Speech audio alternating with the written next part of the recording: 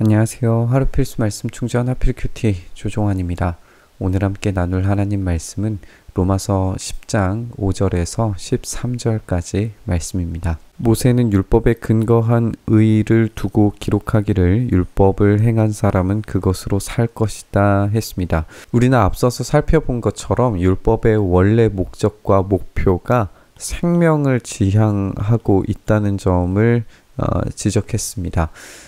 따라서 율법을 행한 사람은 그것으로 말미암아서 생명을 얻는 사는 것이다 라고 이야기하는 것이죠.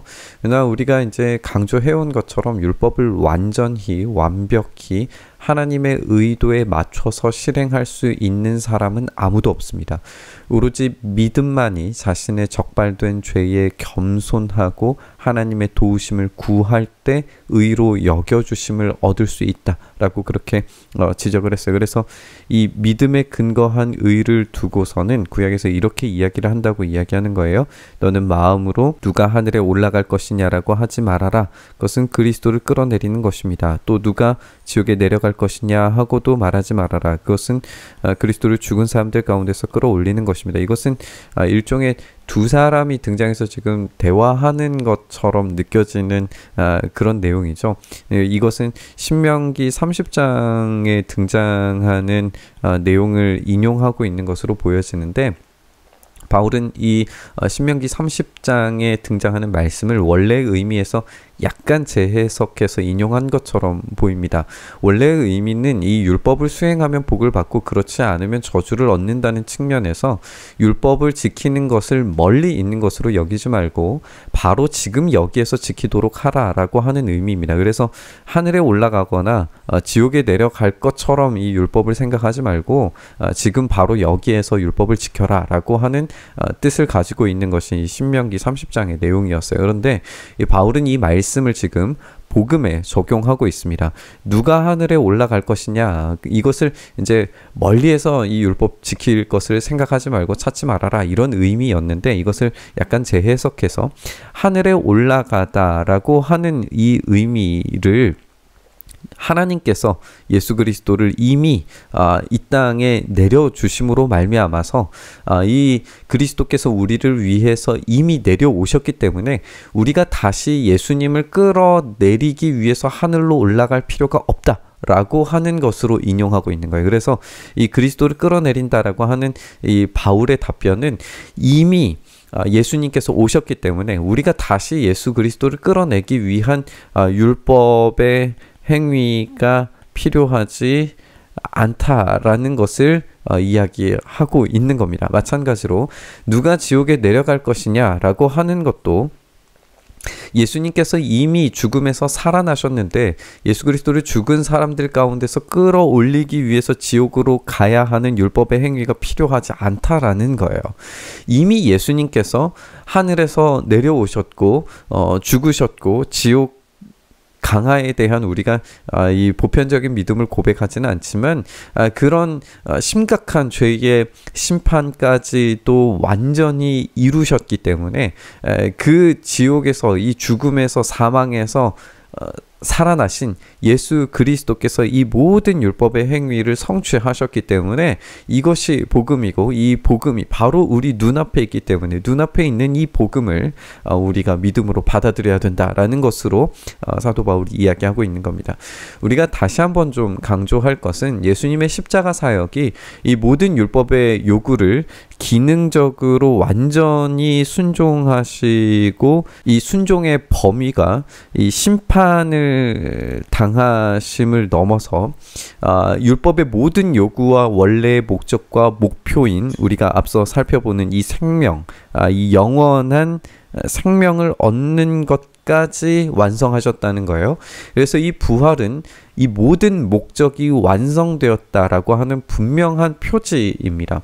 그래서 이 심판과 생명을 예수님께서 다 이루셨기 때문에 우리에게는 율법의 행위가 필요하지 않고 예수 그리스도의 십자가만이 우리에게 가장 가까이 놓여져 있는 순종의 표지가 되는 거예요. 그러면 무엇을 뜻합니까? 하나님의 말씀은 내게 가까이 있다. 내 입에 있고 내 마음에 있다. 라고 하는 말로 다시 이제 인용을 하기 시작하는데요. 우리는 이 표현을 이제 원래의 의미 신명기 30장의 말씀을 인용해서 하는 이 이야기는 하나님의 말씀이 가까이 있기 때문에 하늘에 올라갈 필요도 없고 지옥으로 내려갈 필요도 없고 바로 지금 여기에 있는 말씀을 바로 순종하면서 살아라. 그러면 하나님께서 복을 주실 것이다 라고 하는 의미였는데 지금 바울이 이것을 재인용하면서 재해석해서 인용하면서 하고자 하는 이야기는 뭐냐 하면 이 입과 마음 그리고 이 하나님의 말씀이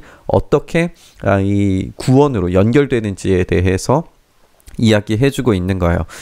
이 하나님의 말씀은 우리가 전파하는 믿음의 말씀입니다. 이 믿음의 말씀은 곧 예수 그리스도의 십자가와 부활입니다. 우리가 살펴본 것처럼 이 하나님의 의가 이 십자가를 통하여서 이 심판과 생명이 부활이 온전히 성취되었다라고 하는 것을 분명하게 보여주셨고 그것을 얻을 수 있는 길이 열렸다라고 하는 것이 하나님의 의였어요. 그래서 십자가 예수님의 그 사역 죽으심과 부활이 이 믿음의 말씀 근거가 되는 겁니다. 그리고 이제 이 입과 마음이라고 하는 것을 우리가 생각을 해봐야 되는데 우리가 예수님을 주님이라고 입으로 고백하고 하나님께서 그를 죽은 사람들 가운데에서 살리신 것을 마음으로 믿으면 구원을 얻을 것입니다 라고 이야기하고 있습니다. 여기에서 우리가 이제 대꾸를 잘 찾아봐야 돼요. 입에 있고 마음에 있다. 이것이 지금 연결되고 있는 중이고 마음과 죽은 사람들 가운데서 살리신 것을 마음으로 믿으면이 연결되고 있는 것을 우리가 보게 돼요. 그래서 사람은 이 마음으로 믿어서 의에 이르고 입으로 고백해서 구원에 이르게 됩니다. 이 입, 마음, 입 이렇게 이제 대꾸를 이루고 있는 것을 우리가 보게 돼요. 이것을 우리가 주의 깊게 생각을 해봐야 됩니다. 이것을 우리가 시간적 순서나 아니면 논리적 순서로 이해하는 것은 매우 큰 결함을 가지고 올 수 있습니다. 우리가 여기에서 강조하는 점은 이 신명기의 이 약속의 말씀을 예수 그리스도께서 행하신 일, 이루신 업적, 그 십자가와 부활로 연결시키고 있고 그 예수 그리스도를 믿으면 구원을 얻는다는 거예요. 이 바울의 구조가 입, 마음, 입으로 설명하면서 이것이 시간적 구조나 논리적 구조보다도 통합적 고백으로서 예수 그리스도의 주인 되심을 고백하는 것을 강조하고 있다는 것을 이야기해야 됩니다.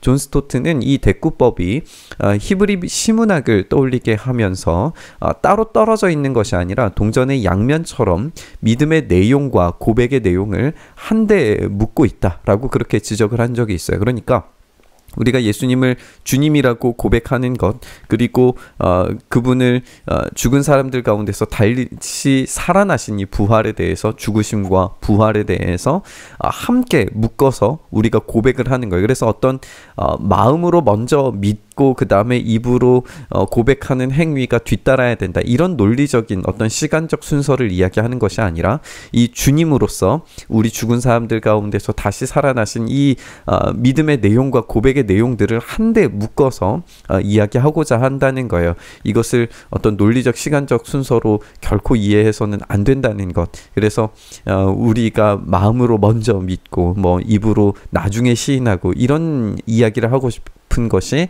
아니라는 것을 좀 한번 강조해보고 싶습니다. 어쨌든 성경은 그를 믿는 사람은 누구나 부끄러움을 당하지 않을 것이다 하고 말합니다. 유대 사람이나 그리스 사람이나 차별이 없습니다. 우리가 함께 살펴봤던 것처럼 유대 사람이나 그리스 사람은 모든 인류를 이야기합니다. 모든 인류에게 차별이 없이 모든 사람에게 똑같이 주님이 되어주시고 그를 부르는 모든 사람에게 풍성한 은혜를 내려주십니다. 이렇게 믿음의 내용이 있다면 우리에게 필요한 것은 부르는입니다. 이 부름이라고 하는 것은 우리가 누가 우리의 주인인가를 선택하는 행위가 될 수 있습니다. 이제 구원을 주시는 분을 믿는 것은 주로 고백하는 것이라고 이제 자연히 연결되는 것을 우리가 보게 되는데, 이 퀴리오스, 주라고 하는 단어는 로마의 황제에게 사용하던 단어였음을 우리가 기억해 봐야 됩니다. 이 주인, 황제의 주권과 통치 아래에서 황제의 명령에 복종하며 황제가 공급해 주는 것들에 만족하겠다라고 하는 고백이 이 퀴리오스예요. 그러면 이제 우리가 질문해야죠. 누가 우리의 주인인가? 누가 저주와 죽음의 속박에서 건져냈는가? 누가 생명을 주며 누가 영원한 부활의 영광을 제공해 주는가? 누가 공급해 주는 것이 더욱 월등한 가치와 영광스러움을 가지고 있는가? 누구의 혜택을 받겠는가? 이 질문을 통해서 우리가 누구를 불러야 되느냐는 거예요. 누구를 주인으로 부르겠느냐는 거죠.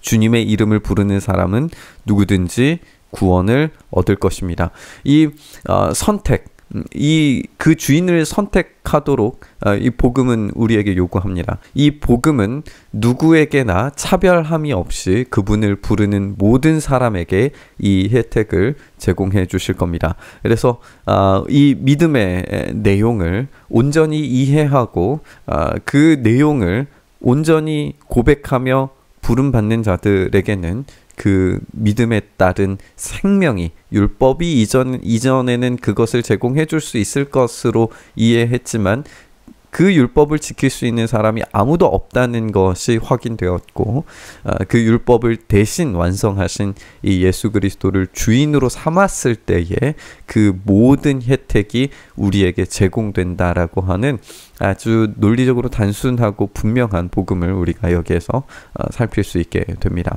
우리는 이 말씀을 통해서 다시금 예수 그리스도의 이 십자가와 부활이 어떻게 우리의 믿음의 근거와 요소가 되는지를 살펴보게 됐습니다. 우리는 선택해야 됩니다. 누가 우리의 주인인가? 이 세상이 주는 혜택이 좋다면 그 혜택을 선택해야 될 겁니다. 그러나 구원과 영생을 주시는 우리 주님의 혜택이 더욱 탁월한 것임을 인정한다면 우리는 주님을, 예수 그리스도를 우리의 주인으로 선택해야 됩니다. 우리의 주인이신 예수 그리스도를 선택할 때 그분의 죽으심과 부활의 영광을 온전히 인정하면서 나는 죽고 십자가로 사는 인생을 우리가 살아간다면 그분은 주님의 이름을 부르는 모든 사람에게 풍성한 은혜를, 그 혜택을 제공해 주실 것이다 약속하십니다. 그것이 우리 하나님의 신실하심이고 우리 하나님의 의입니다. 오늘 우리가 주님을 선택하는 삶, 그 혜택 안에서 부활의 영광을 소망하면서 그 어떤 것도 끊을 수 없는 기쁨과 감격으로 승리하는 하루가 되기를 소망합니다. 그 기쁨과 감격이 우리 안에 채워지기를 간절히 소망하면서 묵상의 자리로 나아가시죠. 주님, 그렇습니다. 이 영광의 복음을 우리에게 주신 것을 참 감사합니다. 이 복음 안에 우리가 살게 하시고 이 복음이 주는 이 귀한 놀라운 기쁨이 우리 안에 채워지게 하여 주시옵소서. 주님께서 제공해 주시는 그 혜택 안에서 우리가 참 만족과 기쁨을 누리게 하시며 예수 그리스도를 지금 선택하고 지금 고백하고 주님을 부를 때에 우리에게 공급해 주시는 그 은혜 아래서 오늘도 승리할 수 있게 하여 주시옵소서. 놀라운 주님의 그 복음을 우리가 깊이 인식하고 깨닫게 도와 주시옵소서. 이렇게 우리와 함께 하시길 소망하며 우리 주님 예수님 이름으로 기도드리옵나이다. 아멘.